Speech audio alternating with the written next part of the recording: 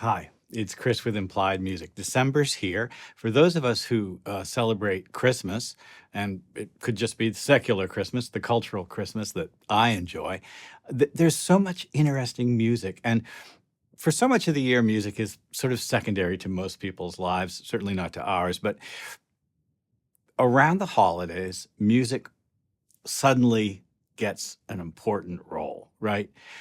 Like the smells of Thanksgiving dinner that bring back memories or, certain associations. Music kind of brings back that feeling of, you know, community and family, of shared experiences, and really of joy. I love holiday music. I love Christmas music. And it's I think just mostly about the sense of being connected to the past. So when I study and play holiday music, I'm thinking to some degree about what it has to offer me in terms of my connection to the long traditions of Western music theory and also just kind of what's vibrant and alive now. Well, I've got 6 examples of some classic holiday tunes.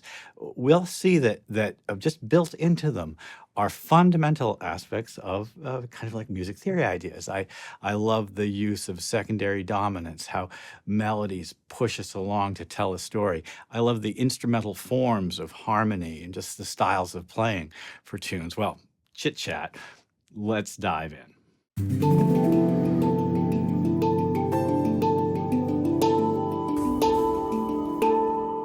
Well, first of all, this is the second or third video of mine you've seen, and you're getting something out of it, and I hope you are. And you're not subscribed. Hit that subscribe button now. And when you do, you'll be kind of linked into this kind of good-sized community we have of songwriters, composers, producers who are interested in using music theory to their own ends. This isn't academic music theory. It's about acquiring knowledge about basic things that we can use right away to make our own music better. In the past, we've looked at really all kinds of musical styles, including contemporary minimalist styles, song production. I do a bunch of reviews. My favorite thing to do is the sort of Gizmo Sunday things where we just break down some new software. Listen, I want to talk a little bit about some of the things we'll discover in these 6 pieces before we begin. So, an instrumental form of harmony is how a chord is played. If I have this C chord, I can play it as a block. I can also play it as kind of an alternation, which is, I think of as an old school parlor style, right? We can also play it as an arpeggio. We'll see all 3 of those styles in our pieces today. And we'll also see a style that I think of as chorale style, 4-part writing whose voices all move with the melody.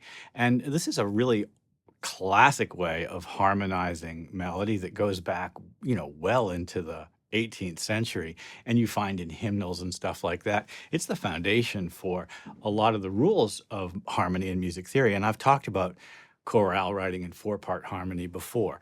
All these things are terrifically useful. The other thing that we'll see in this music, because it is, in a way, Christmas music and holiday music looks backwards in time, we'll see some very traditional styles of tonic dominant relationships. And I want to point out one particular one. Let's go back to the key of C. So if I'm in C,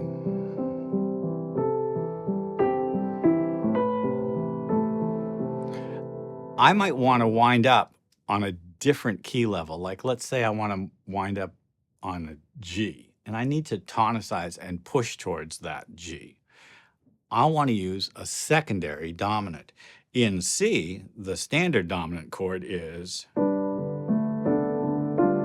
G, G7, G7. But here I am in C. What if I play a D7 to G? Suddenly the G feels like a home bass. Listen to that happen again.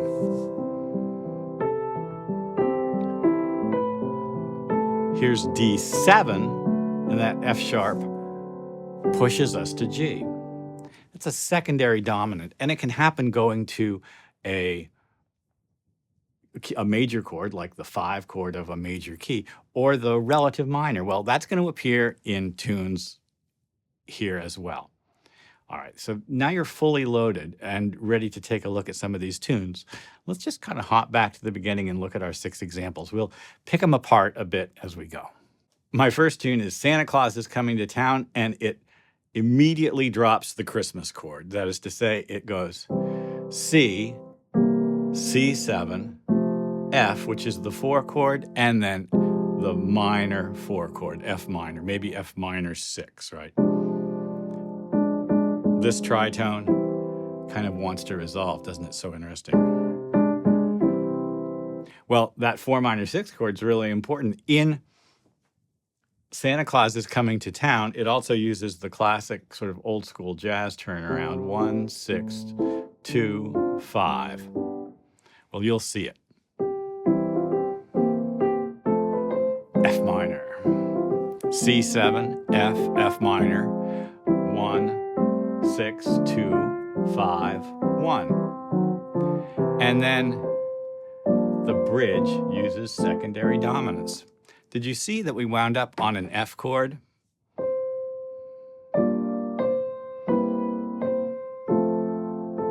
That F chord is preceded by C7. C7's a secondary dominant. And then the same thing happens up a whole step. We're going to wind up on G.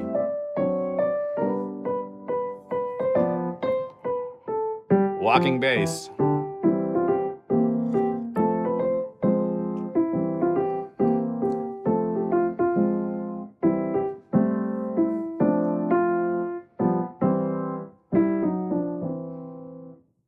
Well, it's an easy arrangement, easy to play. It's one that I teach my young students. But the next example is a little more complicated. So some of these really old English hymns are beautiful. And the Strange Carol, This Endris Night. This Endris Night is a beautiful melody, right? And I've included some pretty strong harmonies in this to give it a jazz feel.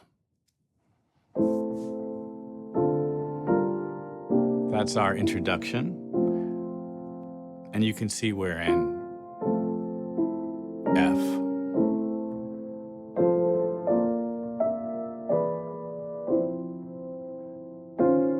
Suspensions, added tones. This is essentially a jazz chorale, isn't it?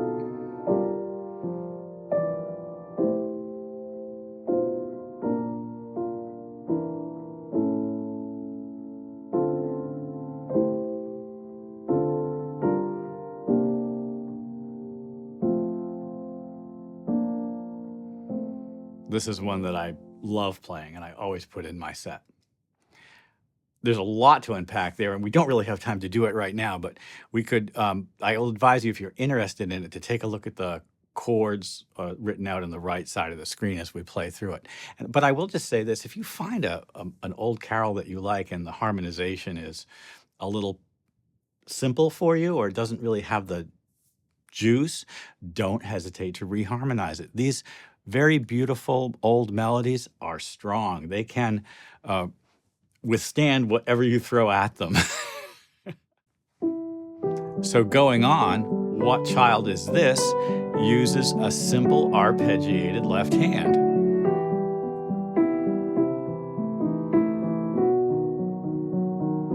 This almost feels modal, doesn't it?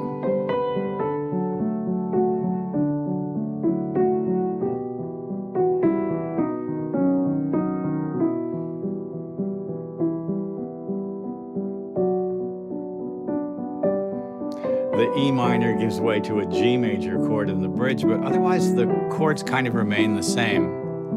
And we get a dominant chord on the B to push us back to E minor.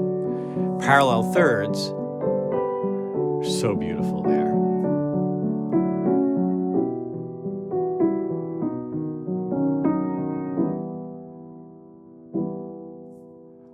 I love those old minor Christmas songs, and I love to treat them as though they're modal harmony. Although here we're really using standard tonic dominant relationships and really not even pushing out to new key levels. There's the minor and the relative major.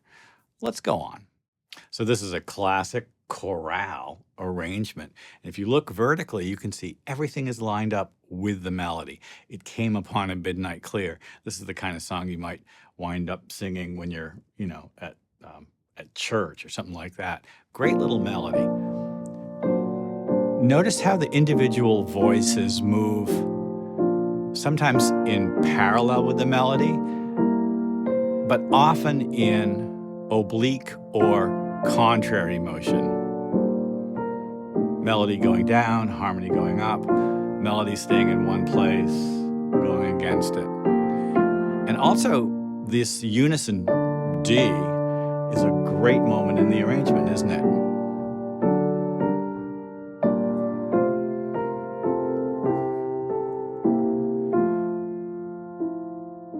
Dominant and back home again.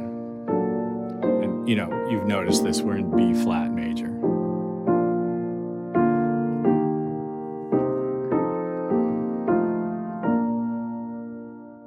The rules of chorale writing are rather particular. They don't allow for parallel fifths. The preparation and resolution of dissonances is really kind of tightly prescribed, but you get this beautiful result. Let's go on and listen to another chorale. The next one is O Little Town of Bethlehem, and it exhibits kind of exactly the same characteristics.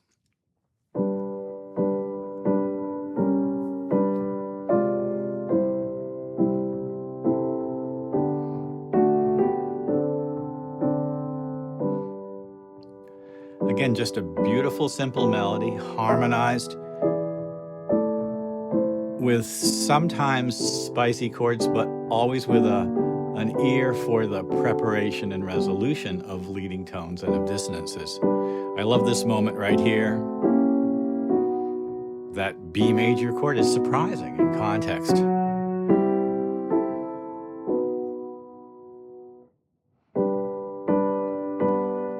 And now we're heading back to G major.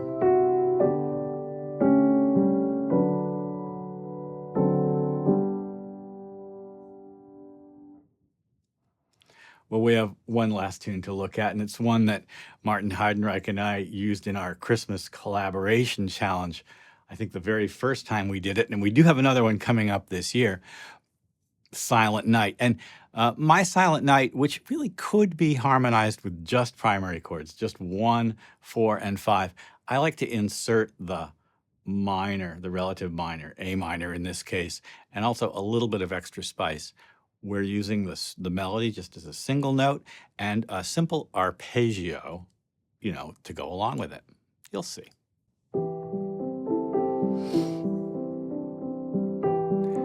Silent Night was written by Hans Gruber.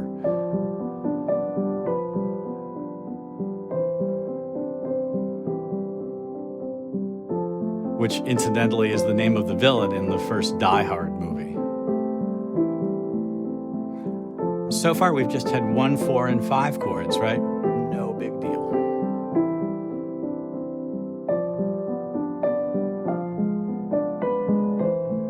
And then I love this half diminished chord on E.